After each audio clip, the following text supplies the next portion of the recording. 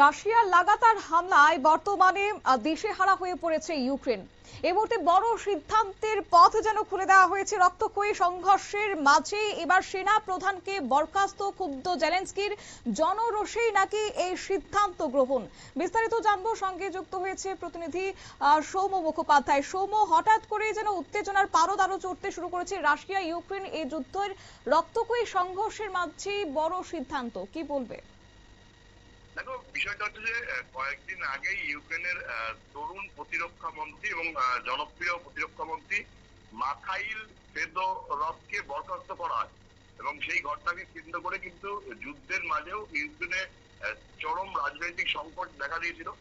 যেটা জানা গেছিল যে এই ফেদোরভকে অপসারণের নৈপথ্যে যে সেনা প্রধান ছিল তৎকালীন ওলেকজান্ডার সিরিস্কি তার হাত ছিল এবং সেই কারণেই কিন্তু একটা জনরোষ তৈরি হয়েছিল। কারণ প্রতিরক্ষা মন্ত্রী মাখাইল ফেদোরভ তিনি খুব জনপ্রিয় ছিল ইউক্রেনে। তার ফলে কিন্তু একটা জনরোষ তৈরি হয় এবং যেটা জানা যায় যে সিরেস্কির সাথে ফেদোরভের কিছু বিষয় নিয়ে মতবিরোধ হয় এবং সেখানের জন্যই কিন্তু ফেদোরভকে বরখাস্ত করা হয়।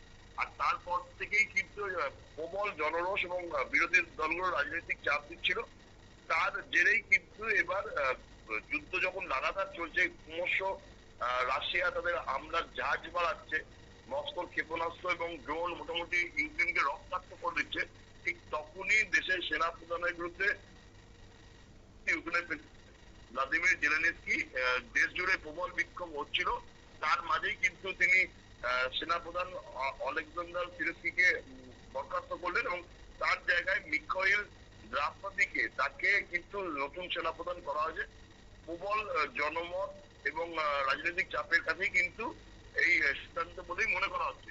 তবে এর ফলে কিন্তু ইউক্রেনে একটা বিভাজন তৈরি হয়েছে, কারণ যেভাবে রাশিয়া লাগাতার আক্রমণ করছে তার মাঝে আচমকা এরকম প্রথমে প্রতিরক্ষা মন্ত্রীর বরখাস্তকে কেন্দ্র করে জনরোষ, তারপরে সেনা প্রধানের এইভাবে বরখাস্ত, এর ফলে কিন্তু ইউক্রেনের সেনার মধ্যে একটা চাপা অসন্তোষ দেখা দিয়েছে এবং তার ফলে কিন্তু রাশিয়ার সাথে তারা সেইভাবে জোর দিয়ে যুদ্ধ করছে না বলেই কিন্তু অভিযোগ উঠছে।